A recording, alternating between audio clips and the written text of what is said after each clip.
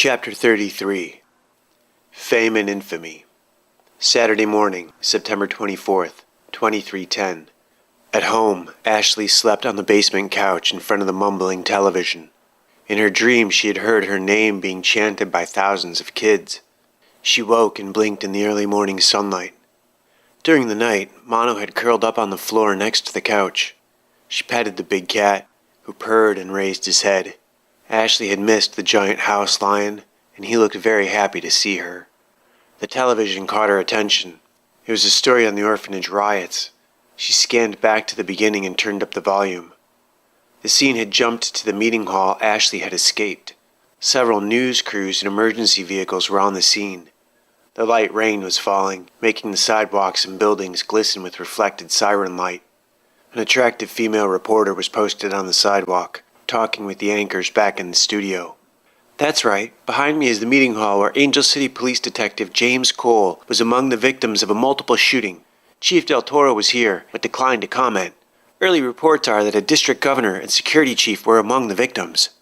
The anchor interrupted. We're talking about District 13?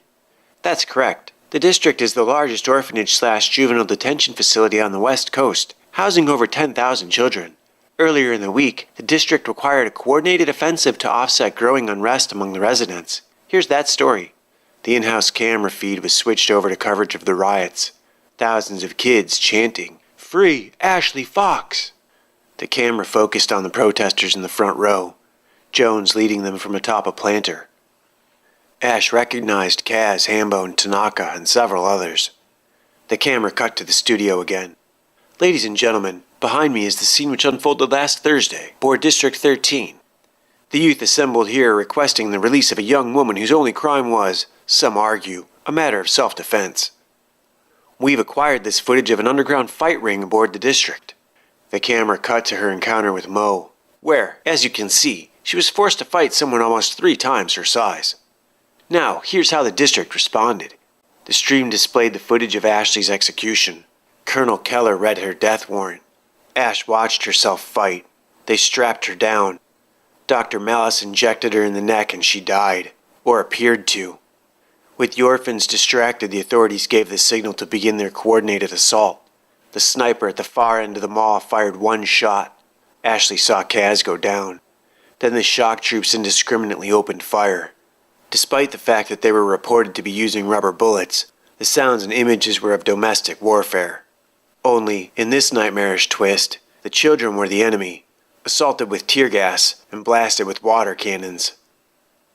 The reporting shifted gears and adopted a more aggressive stance, lauding the district authorities for their decisive actions in suppressing what could have turned into a much more violent crisis aboard a municipal facility. More violent how? Ashley thought. On the screen, the guards beat groups of cowering children with batons and kicked them with their heavy boots. The footage was psychotic. There were bloody-faced kids everywhere, arms and legs broken, eyes swollen shut, lips split and blood, teeth broken and missing. The news anchor, reading from index cards, flatly congratulated Colonel Keller, pictured in a blurry photo that looked 20 years old. He praised him for the flawless execution of a bold plan against domestic terrorists who had threatened national security with their treasonous protest. The commentary then charged Ashley with a battery of violent crimes as a notorious gang leader with a history of ruthless violence. They played footage of her fight with Lethal and with Mo, followed by the excessive damage she inflicted on Marco's hand. The report even featured an interview with Carver in his hospital room. His head was twisted backwards, but he still managed to scream and berate the reporter and camera crew, threatening to someday get out of the hospital bed and get even with his arch-enemy, his nemesis, Ashley Fox. The anchor reminded the audience that Ashley was the daughter of the infamous Dr. Fox, the mad scientist who had wired crippled soldiers into tanks and sent them against the lightly armed and relatively peaceful Christians of South America. Ashley was astonished at the ease with which the programs redefined both history and the present to fit their angle. She felt sick but didn't turn it off. The reporter from the previous broadcast introduced a guest and invited speculation about theories regarding Ashley's genetically enhanced abilities. They talked until the commercial break. After the sponsor's interruption, the anchor recapped the scene outside the meeting hall, where the on-site reporter speculated about the political nature of the multiple homicides. The program abruptly cut and jerked back to the present. The studio anchor interrupted. "Breaking news here. We're getting reports that the victims of this attack, some of the bodies have been taken." "That's right. Apparently there was an attack at the hospital. We're taking you now to St. Andrews." Ashley sat up as the feed cut to the new location. The third-string reporter addressed the camera.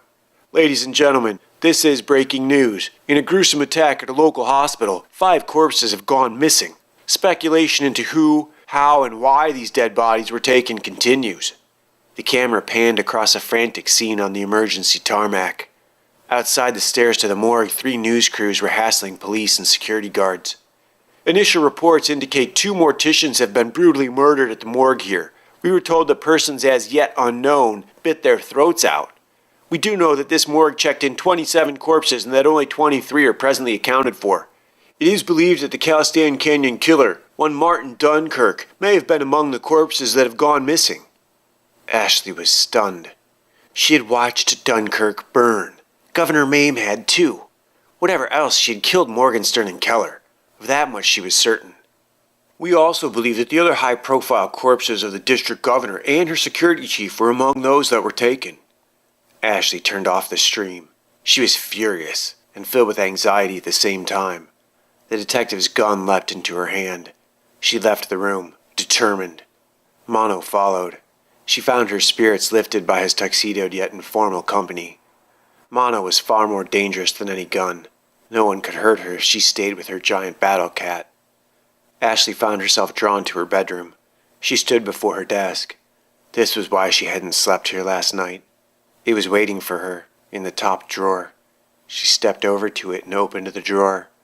Looking at it, Ashley realized she had no way of telling. Was this actually the original?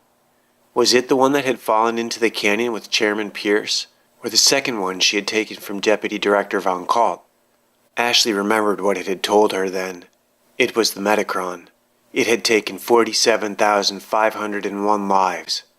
She had rewritten it and explained that, no, it had come from the Micronics, and now it had returned, and it was the Micronics once again. It had agreed and become the Micronics again. The original was back on the district. She'd brought it with her. This one was different, but it was still worth bringing. Kaz sat up in bed. The ward was filled to capacity. The lead striker climbed out of the hospital unit and walked to the end of the recovery room.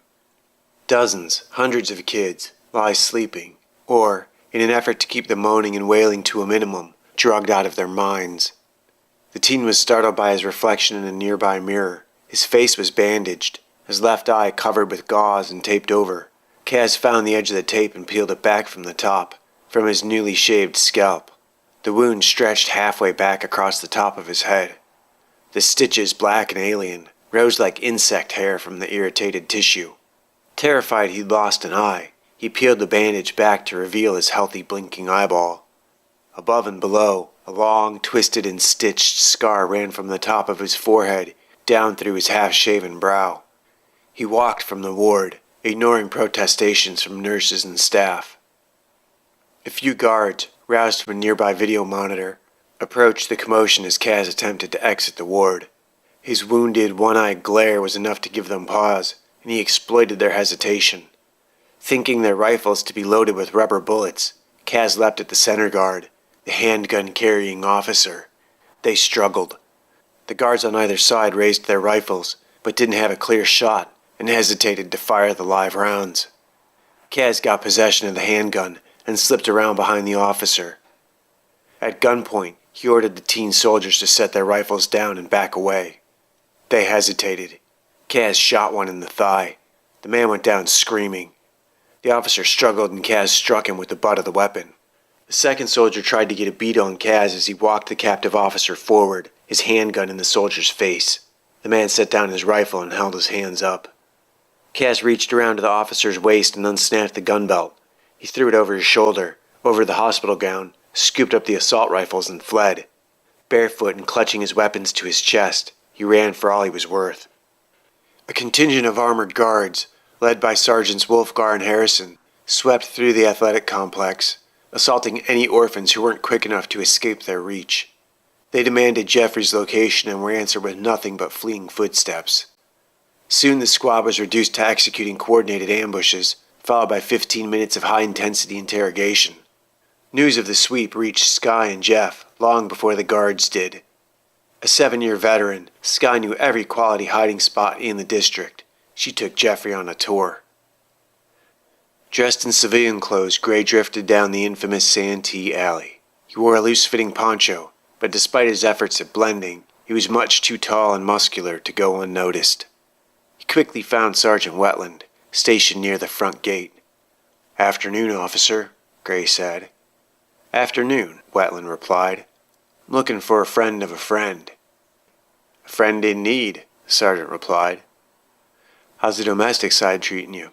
Gray asked, adjusting the wide V-neck collar of the poncho to flash his all-black Kodak. Wetland nodded.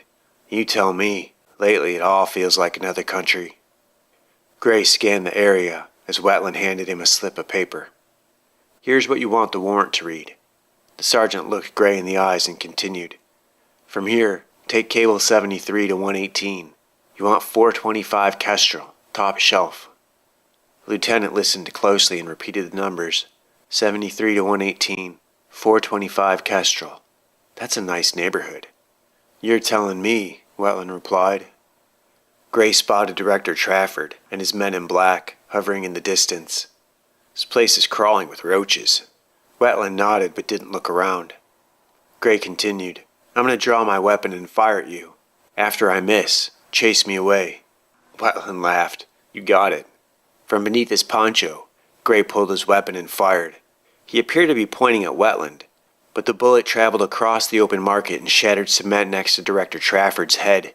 Splinters of rock blistered his face. Gray sprinted from the scene, pursued by Wetland. Together they disrupted carts and shoppers as they dashed through the crowded market.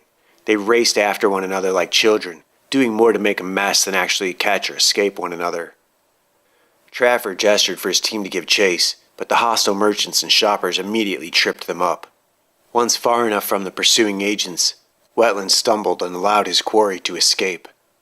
He stood, brushed himself off, and made his way back toward his post. Soon the black-suited feds ran toward him, their weapons in hand. Wetland, a uniformed officer, stopped them and demanded ID, which they angrily presented. The feds, officially superior officers to the sergeant, were fully aware that he had assisted their quarry in his escape. They immediately began questioning the sergeant about his conversation with the lieutenant. Trafford and a couple other agents sprinted past them, not giving up on Gray's apprehension. Some distance ahead, the lieutenant ducked into a stall and out the back. He slipped down a stairwell to a lower parking level. Gray emerged from between a couple parked cars and discovered two agents running directly toward him. He ducked back into the row of cars, but he knew they'd seen him. He dashed back toward the stairwell, reaching it as Director Trafford opened the door. Gray didn't hesitate. He put a foot in the director's chest and kicked him backwards down the next flight of stairs. On his way up, two agents who'd been following the director tackled Gray to the ground. They furiously beat him into submission. Director Trafford returned and helped search the lieutenant's pockets. The address Wetland gave him was discovered. Trafford gestured for the agents to hold Gray's arms out to the sides. The director struck the lieutenant in the face and body repeatedly. Trafford was a powerful man. His punches loosened teeth and split skin. After a couple dozen strikes, he gestured for his men to dump the body down the stairwell. Gray tumbled, end over end, as the director had, finally coming to rest on the lower landing. Chapter 34. Smashing Heads. Sergeant Wolfgar and friends continued to rain chaos across the athletic block, terrorizing the halls between the rec rooms, restrooms, and dorms. Kaz assembled some friends for an impromptu ambush of their own. The plan was to send some kids ahead to draw the squad out, to distract them. They would be the bait, the unlucky rabbits. Everyone looked at Jones. He was the fastest of the group. He naturally asked why any fool would volunteer for that job. Kaz handed him one of the assault rifles. "She's yours as long as you want. Go run relays with it. Give everyone a shot. It's just rubber bullets. What's the worst that can happen?" "You're crazy," Jones said. "You got a better idea?" Kaz asked. Jones shook his head. Look, you got the easy part. Kaz meant it. Don't leave me hanging. You hit him, we'll hit him. It's easy. Volleyball, right? Monkey in the middle, Jones answered. Plus, when it's over, we'll have a bunch of new guns. Jones shook his head and set off with a few others to distract Wolfgar and his squad of bastard smashers. As long as they kept a good distance between themselves and the guards, they had nothing to fear but the sting of a rubber pellet. Armed with a handgun full of live ammo, another assault rifle, some rocks, and a healthy volume of anger, the orphans closed in on the soldiers. Wolfgar and his 5-man team drifted through the athletic gardens. Corridors opened onto the terraced horticultural center from a dozen different directions. It was difficult to see someone coming, as several balconies ran up both sides of the open structure. 4-foot cement planters, stairwells, and crosswalks obstructed the thoroughfare. Only the exact center was open, but even that was curved and flowed. Far ahead, Jones coolly carried the assault rifle into the guard's field of view. Falsely believing it was only loaded with rubber bullets, he didn't even bother firing it. Instead, he held it like a guitar and pretended to play, mocking the young soldiers. Sergeant Wolfgar was the first to raise his weapon and open fire. Believing them to be plastic, Jones stood perfectly still as Wolfgar's poorly aimed rounds whizzed past his head. He let 3 go by before nonchalantly walking out of sight. Wolfgar was furious and predictably gave chase, but hesitated when a different orphan stepped into view, pointing another weapon at them. Unlike Jones, Rebound opened fire, sending 3 rounds streaking toward the squad, but scoring no hits. Behind the soldiers, he saw Kaz creeping toward them. Rebound ducked back behind cover as they returned fire. Kaz walked out into the mall, placed his weapon next to a soldier's head, and fired. The bullet caught the citizen under the ear and traveled across his head at an upward angle. It slammed into the far side of the helmet, denting it from the interior. Kaz was out of sight before the dead man hit the ground. Their fallen comrade distracted the guards as Tommy took his turn with the assault rifle in the distance. He got off 3 shots and scored 2 hits before a hail of gunfire drove him behind cover. Miraculously, he suffered only minor scrapes and bruises. Kaz and Hambone from the flank opened fire simultaneously. Kaz drilled Sergeant Wolfgar in the teeth. His brains and helmet exploded into the air. Hambone sent a dozen rounds into the guards. Their bodies were blasted into bloody chunks. The orphans looked at the rifle, amazed, suddenly understanding it was loaded with live rounds. From the distance, Jones fired, dropping another soldier. Hambone cornered and executed the last guard as Jones and the others returned. They now had 11 weapons, all loaded with live rounds. The children handled the assault rifles with a new respect. Kaz counted their blessings that no one had fired on each other in jest.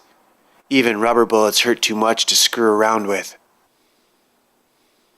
Gray limped to his car, only to discover another government agent waiting for him.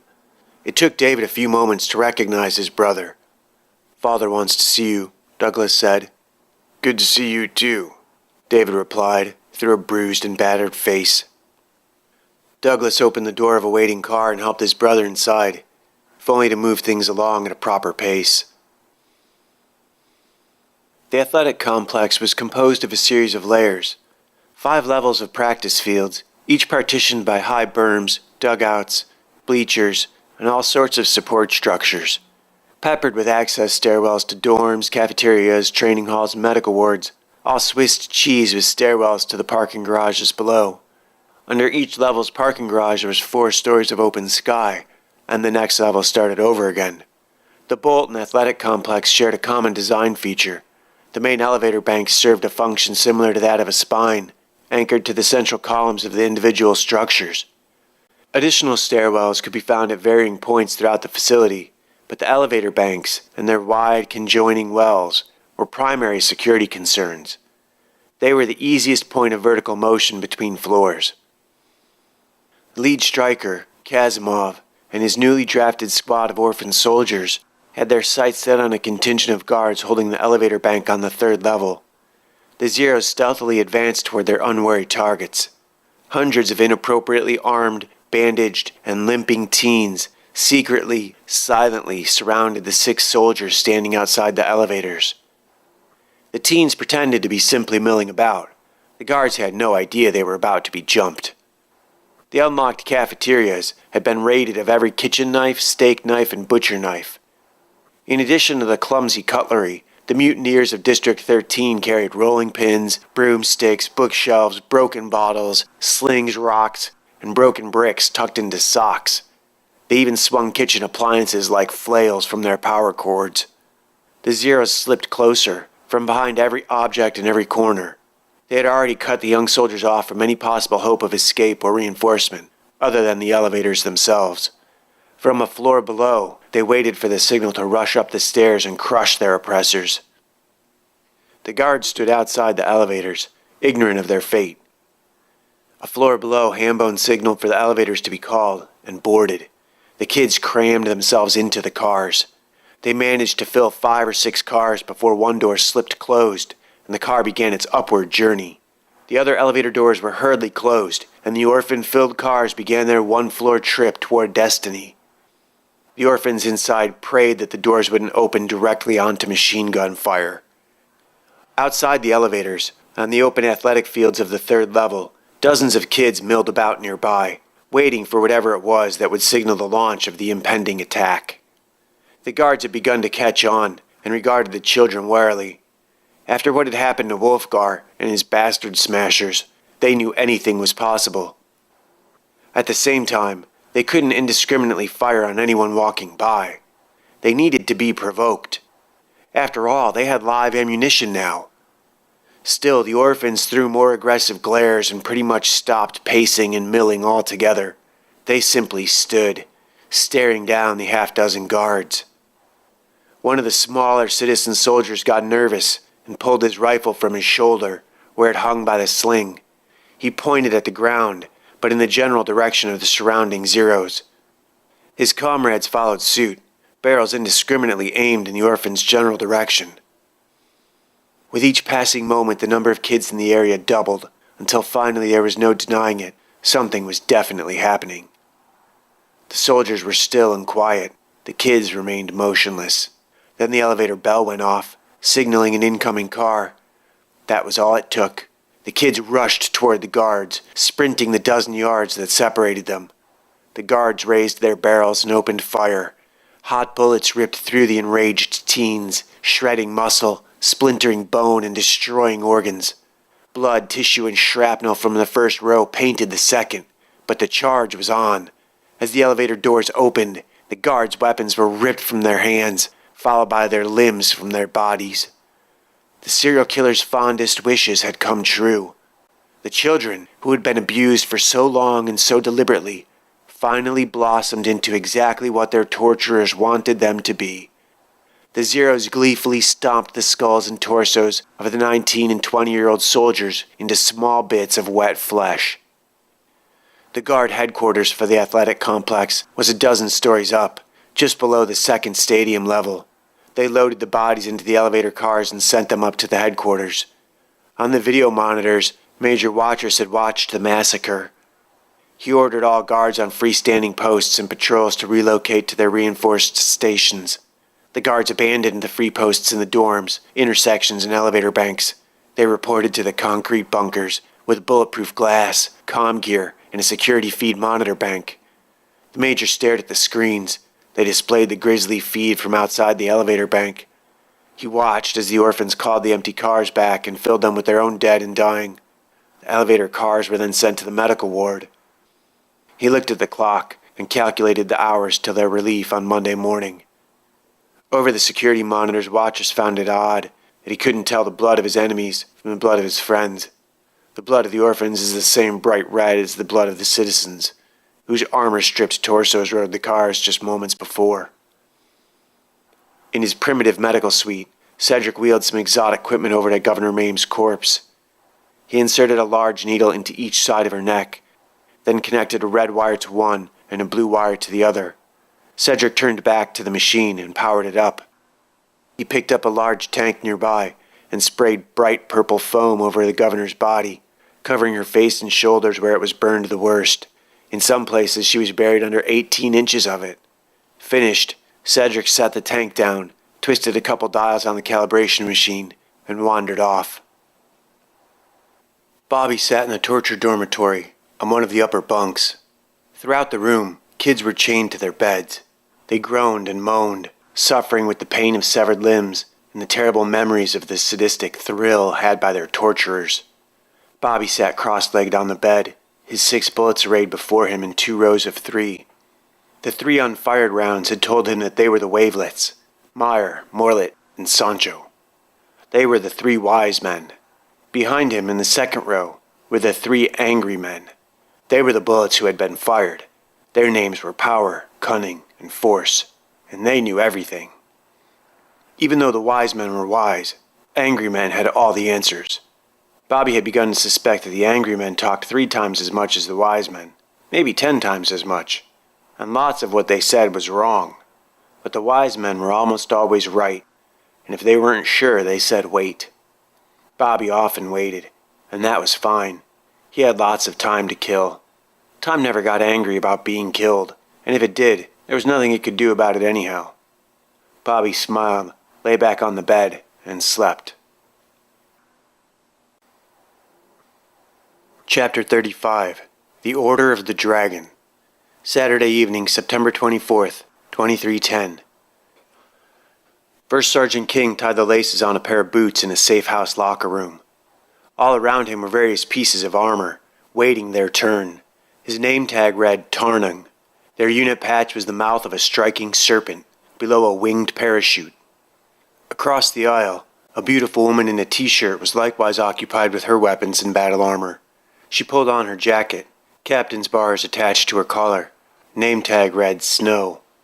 Next to her, Staff Sergeant Splitter, and beside him, the youngest member of the group, Corporal Sorpresa, secured armor and weapons. The combat engineers checked their various large and watertight cases, installing batteries where necessary and running function checks. "Where's Spider?" Splitter asked. "He'll be here," replied Sorpresa. "Not tonight," Captain Snow said. They looked over to her. "We've got a stand-in.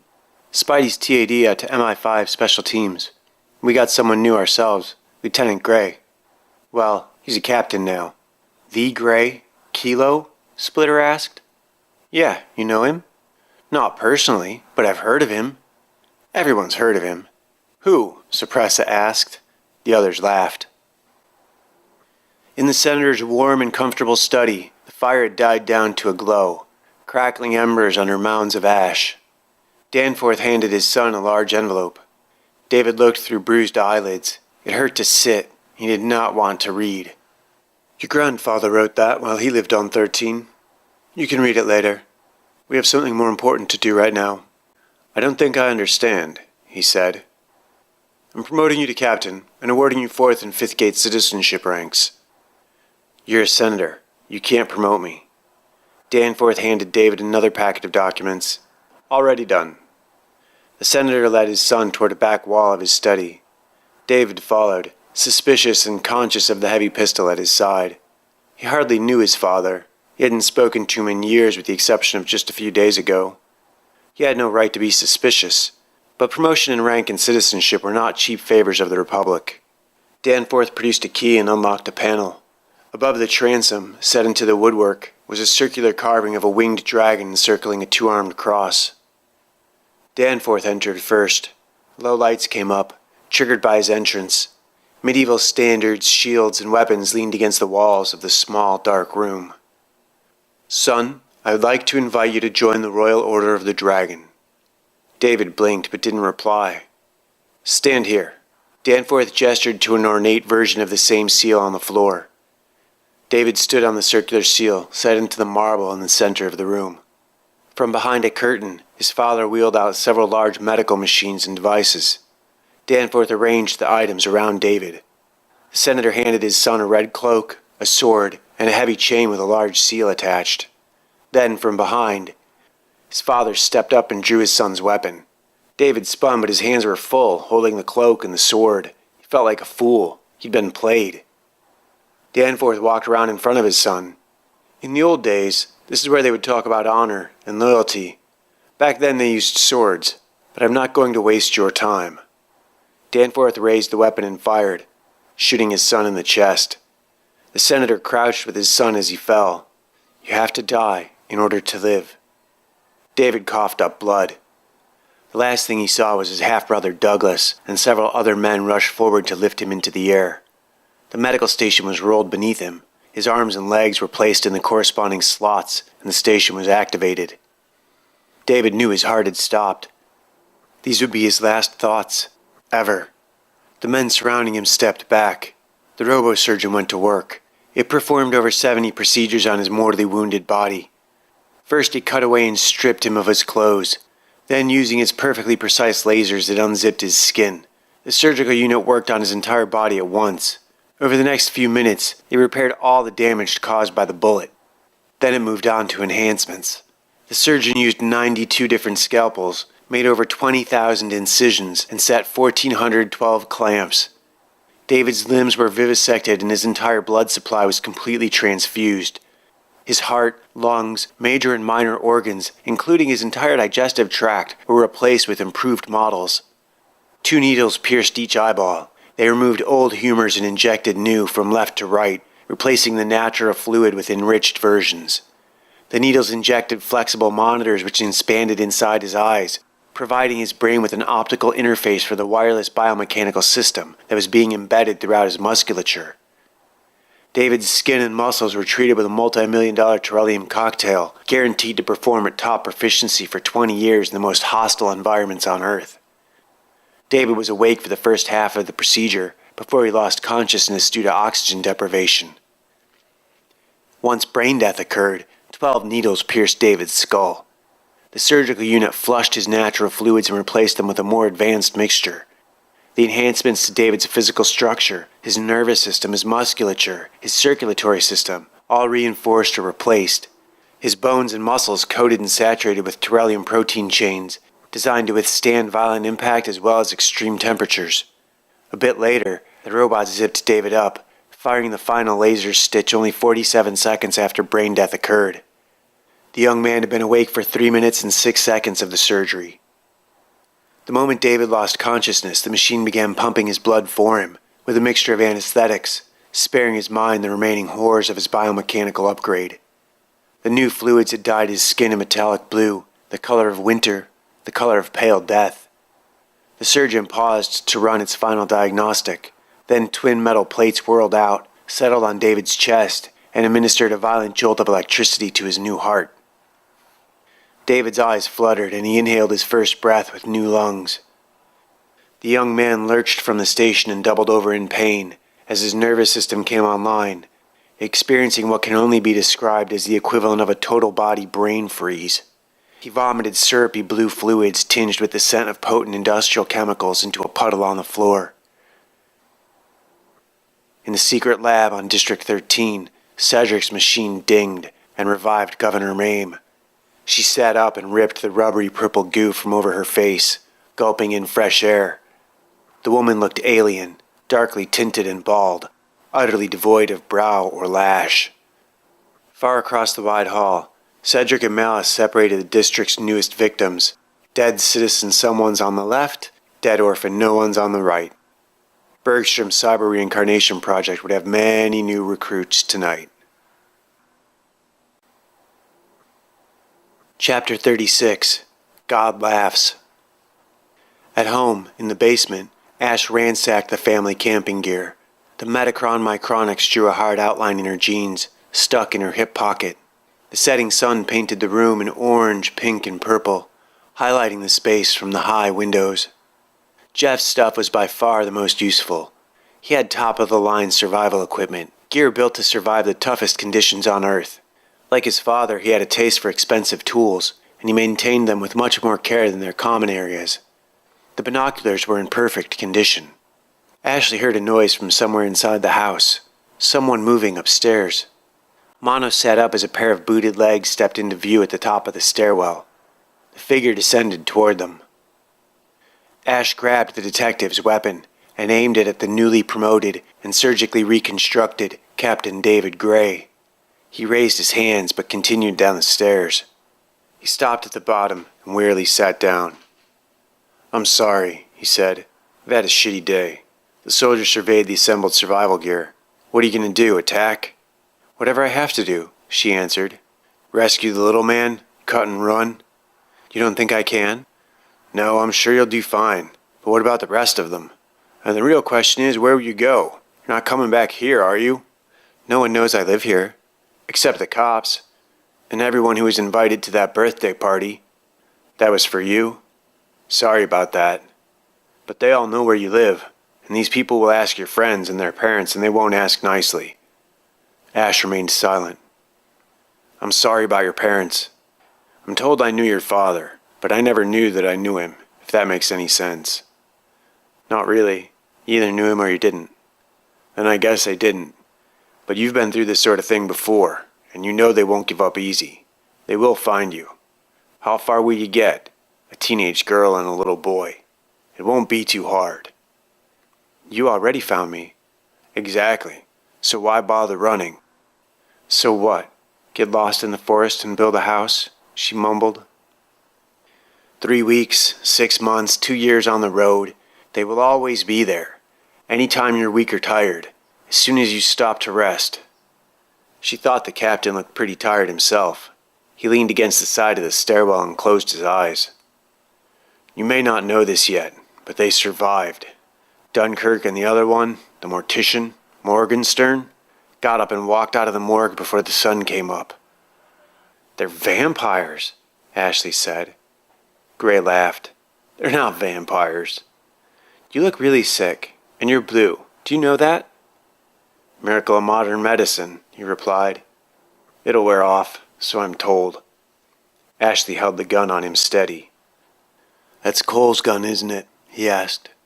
They shot him. He's gonna be okay. Gray leaned back against the stairwell, his eyes hardly open. He was no threat to anyone. Ashley lowered the weapon. Tall one, dressed up like a preacher. He walked out too. Jumped from the hospital rail. This town is full of whack jobs. The Reverend? She whispered. Gray looked at her, squinting one eye. After a moment he closed his eyes again. I just need to rest for a minute. Morgenstern coughed up a bullet. He carried out the governor and the warden. He picked them up and carried them out. Cops got it all on security cameras. They're terrified. Call the National Guard, Ashley suggested. They did. They're going to drop the whole district down the gravity well. They're going to just set it on fire and flush it out to sea. Just drown the whole mess. What? You're serious? Governor Mame and Keller were identified at the scene last night. It made national news. Tops want the whole operation scrubbed. They're going to ice the drives and flush the district out to sea. They'll save fires from the riots caused the malfunctions. What riots? Why are you telling me this? Gray handed her the envelope Danforth had given him. My grandfather was resident there. He wrote this. You should read it. He wanted to change things, but he never got the chance. He eventually became chief executive, but he still never had an opportunity. Not like the one you have now. What are you talking about? She asked. Gray's exhaustion was taking its toll. Listen, he mumbled. Why should I listen to you? She asked. Gray pointed to the binary strip under his name tag. Ashley coughed with surprise and embarrassment. Everyone knew what an all-black Kodak meant.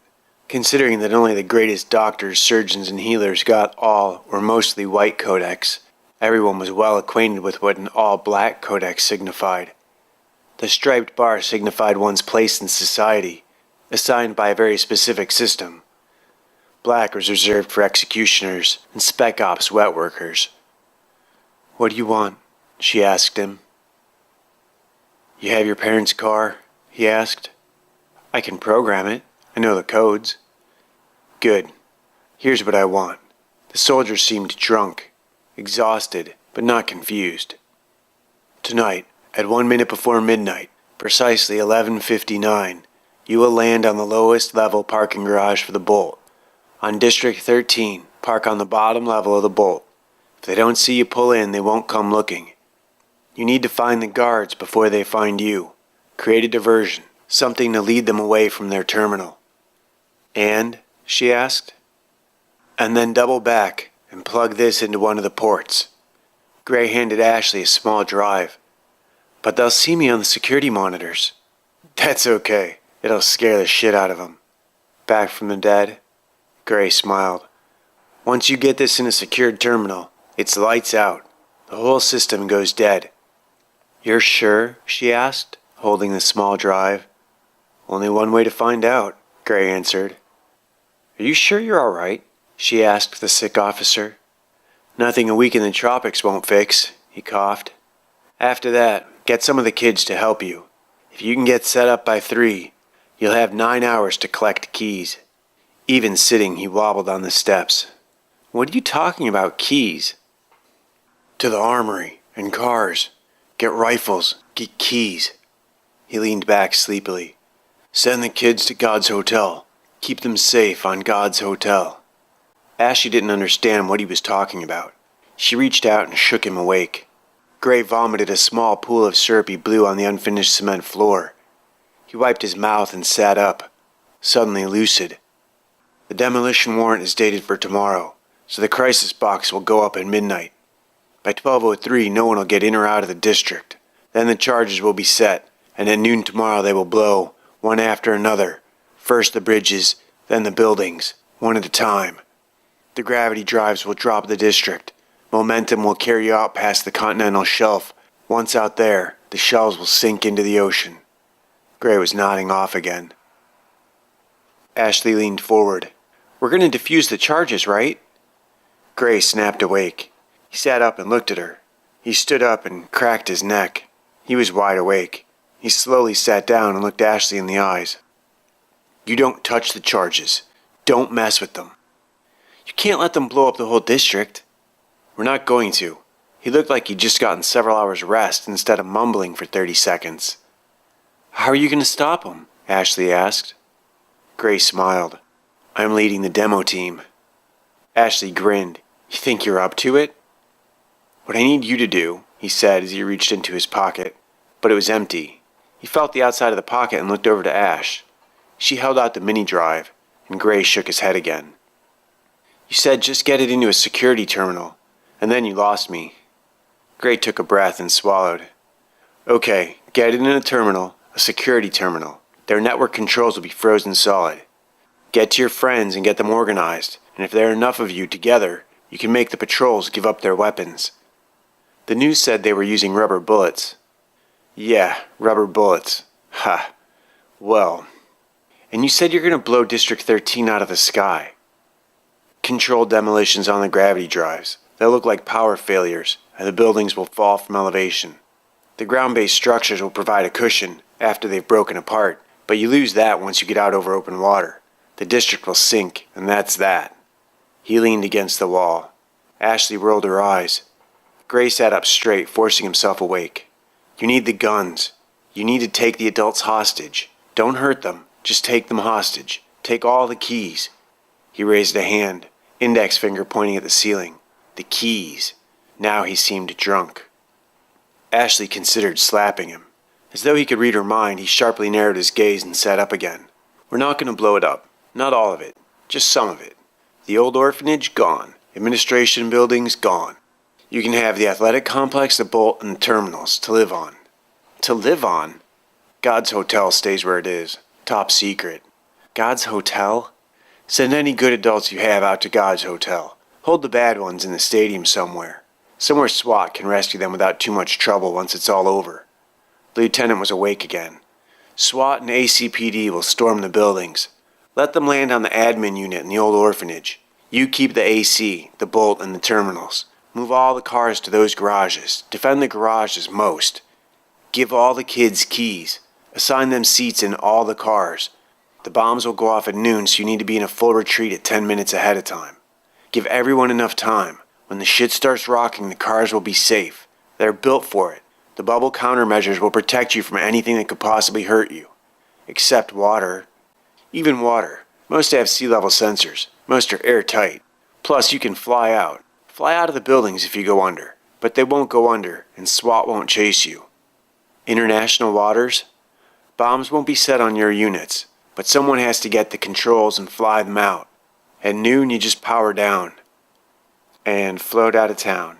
Float out of town. The AC, the bolt, and the terminals. Ride it out in the cars. You'll be safe in the cars. Bubble wrap. he gestured, referring to the inflatable outdoor safety features of most vehicles. He was fading again. Get the keys. Get the guns. Gray leaned forward and pointed at the weapon in Ashley's hand. Play the footage on the gun. It proves everything. Broadcast it. How do I contact the press if I freeze the network? Oh yeah, damn. You need to get to the central router. The drive I gave you will burn the security network, but to permanently cut off communication you need the router. And you need to get the guns. You need to take over the command center. You need a key card for the live ammo in the armory. You make it sound so easy. Gray tried to focus. You need the router. That gun records everything it sees or hears.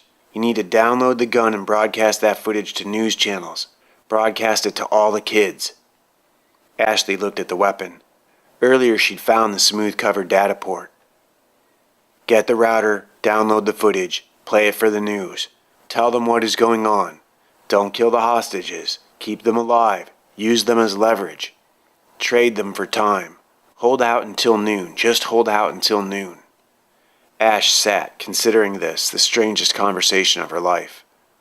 Oh, before you go, you should go to a camping store. Buy some propane torches and cheap machetes. Get some terrarium security netting and a bunch of military sandbags. Sandbags? We're not going to have time for that. They're bullet resistant. Cut vests for the kids. Hang the security net in the garages. And machetes are always good. And they're cheap. What do we do with the propane torches? Ashley asked. You'll think of something, Gray said. The captain spent quite a while with Ashley, alternately sleeping and detailing her objectives. Soon he was out of time. They summarized the plan, wished each other luck, and he left. Ash didn't know if he'd been drunk or drugged, but she seriously doubted he'd be much help in his current state. He'd better sober up quick. An hour later, Ashley looked up from the terminal. The clock beside her in her father's study chimed 10. The order was placed. All she had to do was stop by the surplus shop and pick it up. Dressed from head to toe in black, the detective's gun tucked into her belt, Ashley stood and walked over to the glass case. Inside, standing upright on his wooden stand, rested a dual-curved samurai sword with no tsuba or handguard. Kanji script ran down one side of the smooth, black wooden sheath. A brass plate on the exterior of the case bore 2 small lines of text, 2 Japanese characters over 2 English words. Little Dragon. Ash had never been allowed to touch the sword. She hesitated for a moment, then opened the case and removed it. She lifted the sword and slid the sheath back several inches, exposing the blade. It was lightly oiled and razor sharp. Ash turned and carried the weapon from the room, the case left ajar, naked and empty. In the garage, she triggered the overhead door, spilling dead leaves into the damp, musty space. Ashley threw her bags into the vehicle as Mono followed her, curious. He hadn't left her side all day. Ashley held the door open and Mono happily climbed into the wagon. He curled up in the back seat next to a giant bag of food. She smiled and climbed in. Ash activated the driver's panel, programmed the surplus shop's address into the flight computer, and strapped herself into the passenger seat. With its plan logged and confirmed, the car fired up its magnetic discs and lifted off. Ashley reached back and petted Mono's head. Despite his usual fear of electromagnetic travel, the big cat was purring. Out over international waters, the wagon parked at Big Joe's 24-hour hunting and military surplus emporium. Ashley explained the situation to Mono, who lowered his head onto his paws. She went in, and with a few minutes, 2 employees had helped deliver 3 carts of stuff to her car. The trunk was completely packed. Mono remained hunkered down in the middle section, and they didn't notice him. For a moment, Ashley was afraid he'd escaped, but then she saw what looked like a thick blanket balled up on the floor. Ash avoided the guy's compliments, and their eyes, tipped them generously, and programmed her route back to the district. In Cedric's secret medical wing, Colonel Keller scowled at the majors. The back of the colonel's head was bandaged, his face swollen and wrapped in gauze. It was difficult for him to talk, and he was too angry to talk. He mumbled and growled, but he made himself heard. By this time tomorrow night, I want this entire room full of dead motherless fucks. Behind them, spread across dozens of tables, murdered soldiers had been partially pieced back together and reassembled. Cedric wandered from one corpse to the next, his head encased in the scanning equipment, studying the corpses extensively. Bobby listened from the hallway, fists clenched tight over his magnetically infected bullets.